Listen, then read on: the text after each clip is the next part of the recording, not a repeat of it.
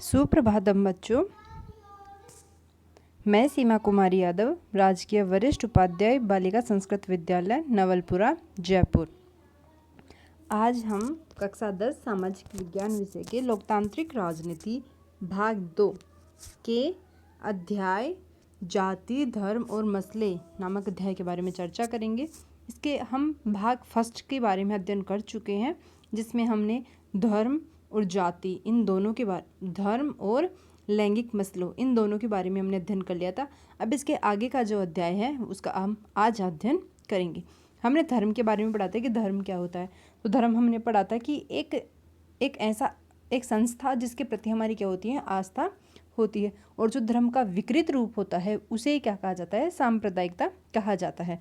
तो अगर एक सांप्रदायिकता की हम एक सामान्य परिभाषा देखें कि सांप्रदायिकता होती क्या है, तो सांप्रदायिकता जब एक धर्म प्रचारक को दूसरे धर्म प्रचारक के विरोध में लाकर खड़ा कर देती है तो इसे सांप्रदायिकता कहा जाता है। अर्थात जब हम अपने धर्म को अन्य सभी धर्मों से श्रेष्ठ मानने लगते हैं और अन्य सभी धर्मों की बुराई शुरू कर देते हैं, उसे क्या कहा जाता है, सांप्रदायिकता कहा जाता है। जब हम देखते हैं कि ये जो समस्या है वो राष्ट्र एक जो सांप्रदायिकता है वो एक छोटे स्तर पे शुरू नहीं होती है, ये होती है बड़े स्तर पे, राष्ट्र के स्तर पे क्या होती है, ये शुरू होती है। इसमें जब हम ये जो धर्म प्रचारक है, धर्म के जो अनुयायी लोग हैं, वो अपने धर्म के प्रचार के साथ साथ दूसरे धर्मों की बुराइयां शुरू करने लग जाते हैं। उनकी अच्छाई को न देखकर हमेशा उनके गलत तरीके को ही पेश करते हैं, उसे क्या कहा जाता है, सांप्रदायिकता कहा जाता है। सांप्रदायिक राजनीति इस सोच पर आधारित होती है कि धर्म ही सामाजिक समुदाय का क्या करता है, निर्माण करता है। इस मान्यता के अनुकूल सोचना सांप्रदायिकता होता है। अब हम इसमें देखते हैं कि ये जो सांप्रदायिकता है, यह बुनियादी जो सोच है इसकी वो क्या है, एकदम गलत है। यह धर्म को लोगों के हित और उसकी आकांक्षा हर मामला में एक जैसी हो, यह संभव नहीं है। अर्थात हम देखते हैं कि भाई हमारा जो धर्म है उसमें जितने लोग हम उसको मान रहे हैं, हम सभी लोगों की आकांक्षाएं और हमारी जो उम्मीदें हैं वो एक समान हो, ऐसा ज़रूरी तो नहीं है। इसलिए जो सांप्रदायिकता है वो किन्हीं लोगों के लिए तो एक क्या है, धंधा बन चुका है और किन्हीं लोगों के लिए एक श्राप बन चुका है। राजनीति में है वो सांप्रदायिकता किस रूप में अपना जो प्रभाव दिखाती है वो हम देखते हैं। इसका जो पहला है, दैनिक जीवन में सांप्रदायिकता। दैनिक जीवन में सांप्रदायिकता अर्थात हम देखते हैं कि हमारे जो दैनिक जीवन में सांप्रदायिकता है वो हमारी जो बनी बनाई धारणाएं हैं, जो हम छोटे से थे और हम बचपन से लेकर वर्तमान तक हमारी जो परंपराएं हैं वो हमें इन चीज़ों के लिए क्या करती हैं, निर्दिष्ट करती हैं कि हमारा धर्म ऐसा है, दूसरे धर्मों के साथ हमें क्या करना चाहिए, हमारे धर्म की हमारी क्या क्या विशेषताएं होंगी। इसके साथ ही अक्सर हम उन चीज़ों पर ध्यान नहीं देते जो हमारे अंदर पहले से ही बैठी रहती है। अर्थात हम देखते हैं कि भाई हमारी जो धर्म के प्रति जो आस्था है वो हमारे बचपन से लेके वर्तमान तक क्या कर दी जाती है, धीरे धीरे बढ़ी जाती है। और जब हमारे सामने ऐसा विकराल रूप धारण होता है तो हम बिना सोचे समझे उस पर टिप्पणियाँ शुरू कर देते हैं। हमारा जो दूसरा आधार है वो है समुदायों के आधार पर राजनीतिक दलों का गठन।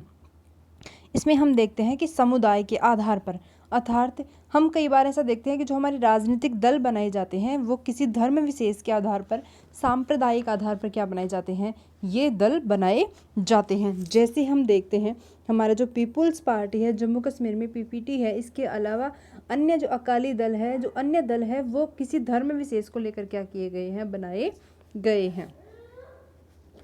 तीसरा है सांप्रदायिक गोलबंदी। तीसरा क्या है, सांप्रदायिक राजनीतिक गोलबंदी। ये क्या है, ये भी एक सांप्रदायिकता का विकराल रूप है।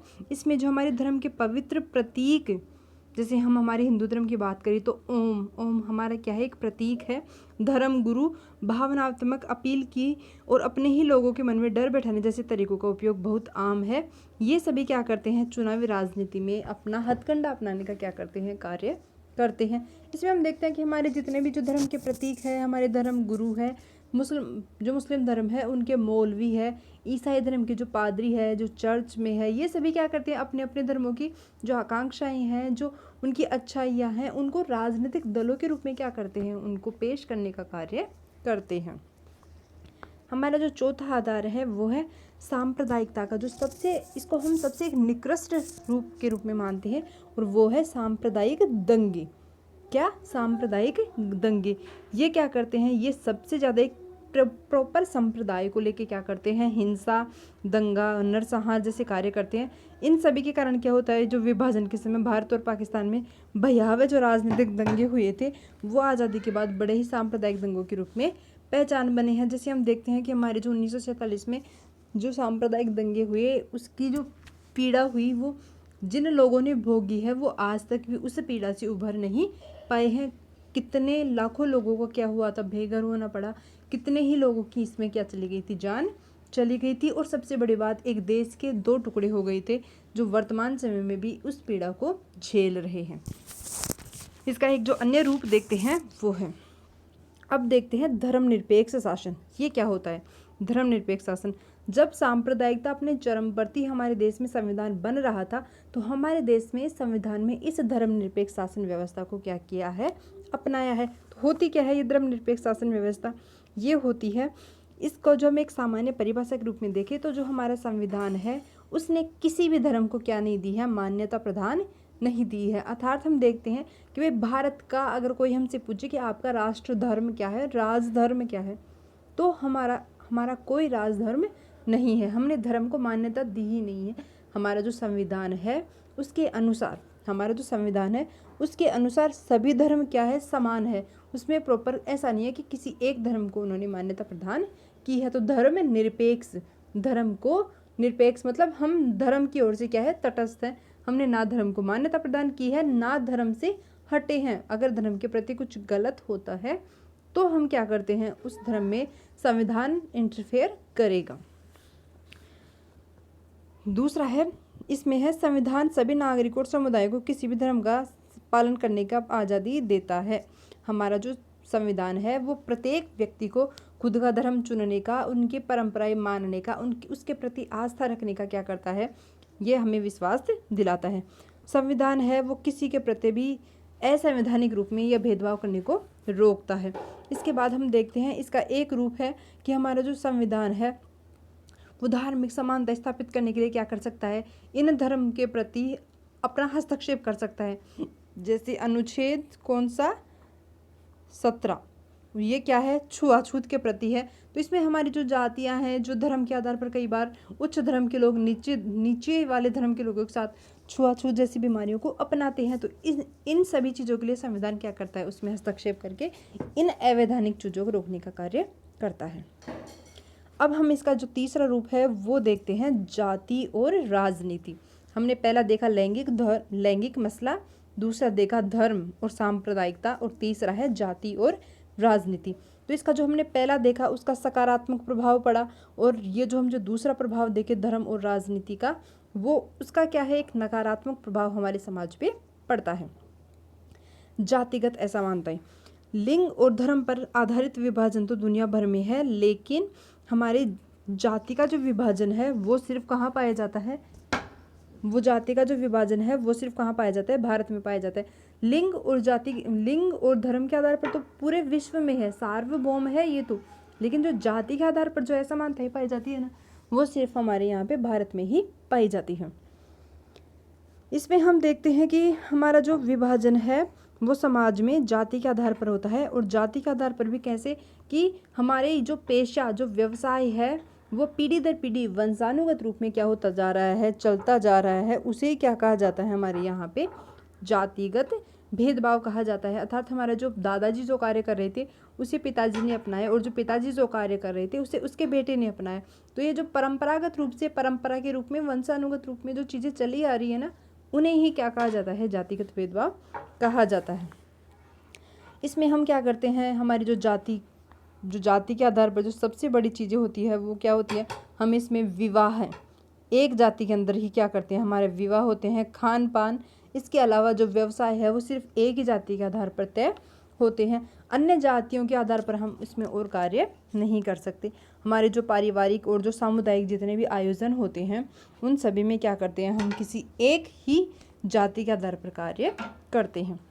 इसका जो सबसे विकृत रूप है वो वर्ण हमने 4 वर्णों के बारे में, प्राचीन जो ग्रंथ है, गुप्त जो वंश था उसके अनुसार जो चलते हैं, ब्राह्मण, क्षत्रिय, वैश्य, शूद्र। तो ये सभी क्या है, ये जातियाँ उस समय निर्धारित कर दी गई थी, हमारे वर्ण निर्धारित कर दिए गए, हमारे कार्य निर्धारित कर दिए गए। लेकिन ये जो समय था उस समय ये कर्म के आधार पर थे, लेकिन ये धीरे धीरे क्या हो गए, फिर जन्म के आधार पर हो गए। जो शूद्र के घर में जिस बच्चे ने जन्म लिया वो शूद्र ही जाति का कहलाया।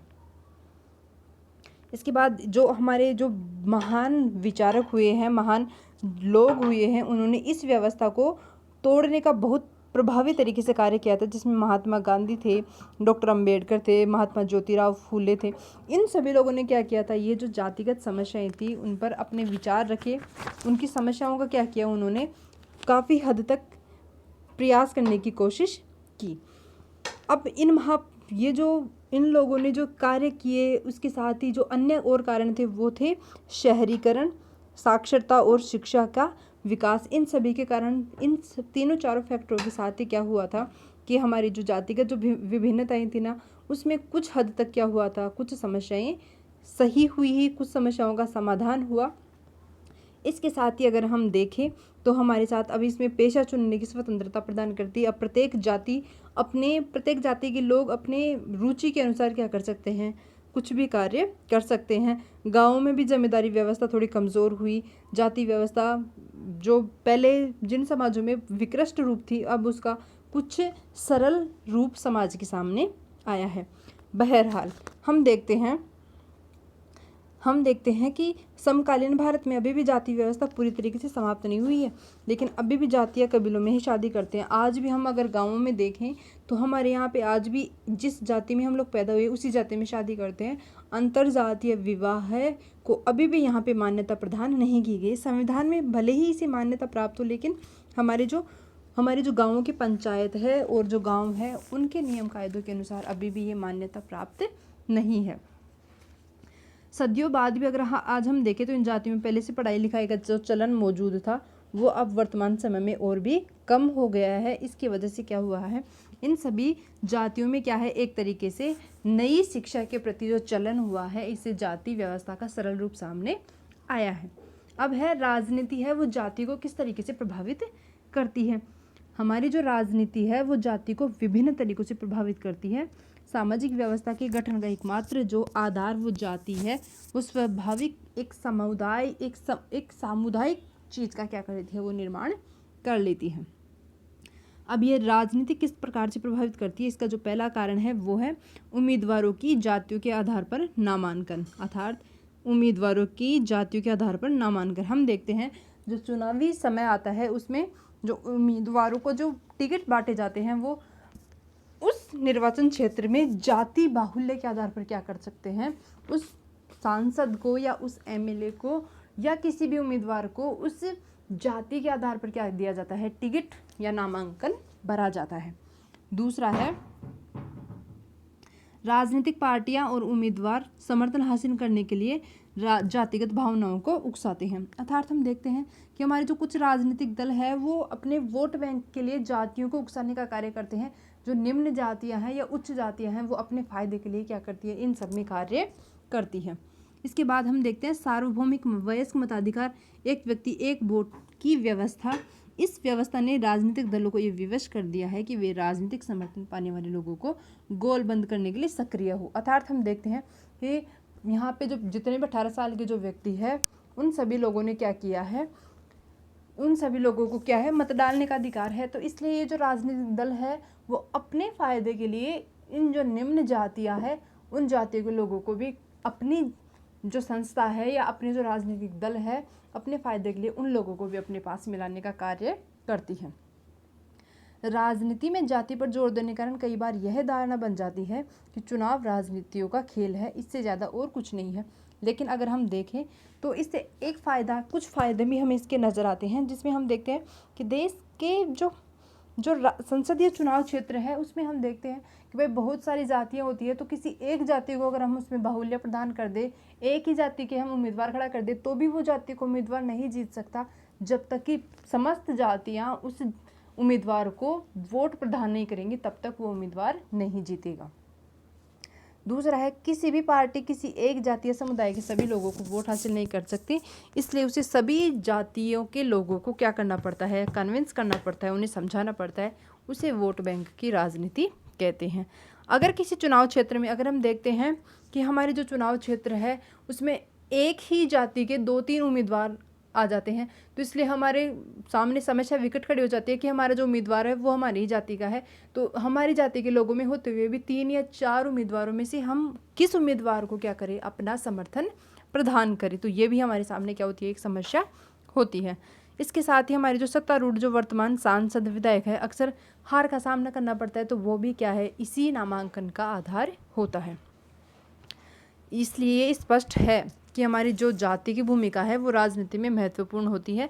इसमें हमारे साथ एक और है कि अमीर लोगों की जो जातिगत समस्याएं हैं वो अलग तरीके से सुलझाने का प्रयास करते हैं, और जो गरीब लोग हैं वो उसी जाति की समस्या को अलग तरीके से सुलझाने का प्रयास करते हैं। जाति के अंदर राजनीति, हर जाति खुद को बड़ा करना चाहती है, सो पहले समूह के जिन उपजातियों को छोटा या नीचा बताकर अपने से बाहर रखना चाहती है उन्हें अब अपने साथ लाने की कोशिश करता है। अर्थात हम देखते हैं कि पहले जिन जातियों का कोई औचित्य नहीं था उन जातियों को बराबर का मतदान मिलने के बाद क्या है, उनको भी बराबर का राजनीतिक अधिकार प्रदान किया गया है।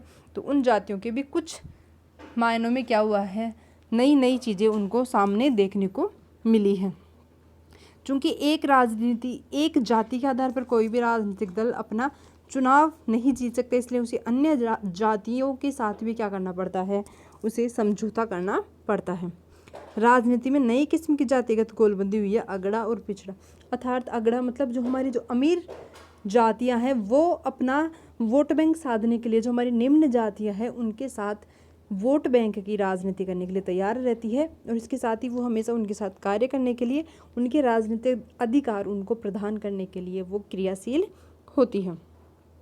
इसमें हम देखते हैं कि हमारी ये जो जितने भी जातिगत पहचान पर आधारित राजनीति लोकतंत्र के लिए शुभ नहीं होती। अब हम ये चीज़ तो समझ ही चुके हैं कि ये जो जातिगत समस्याएं हैं वो हमारे जो शुद्ध लोकतंत्र है, प्रभावी लोकतंत्र है, उसके लिए कभी भी ये सही नहीं होती है। ये जो हमारी जो समस्याएं हैं वो जातिगत तनाव, टकराव और हिंसा को बढ़ावा देती हैं। ये जो जातिगत समस्याएं हैं वो हिंसा को, टकराव को, इसके साथ ही हमारे जो राजनीतिक दल है वो हमारी जो नई नई समस्याएं खड़ी कर देता है, उन्हें सुलझाने के बजाय हमारे सामने कुछ विकट स्थितियों में हमारे सामने नई समस्याएं ही खड़ी होती है। इसलिए हमारे लोकतंत्र को प्रभावी बनाने के लिए हमें इन जातिगत समस्याओं से ऊपर उठकर समाज के लिए और देश के लोकतंत्र को बचाने के लिए कुछ हद तक अच्छे से कार्य करना होगा। मैं आशा करती हूँ कि आपको ये अध्याय समझ में आया होगा।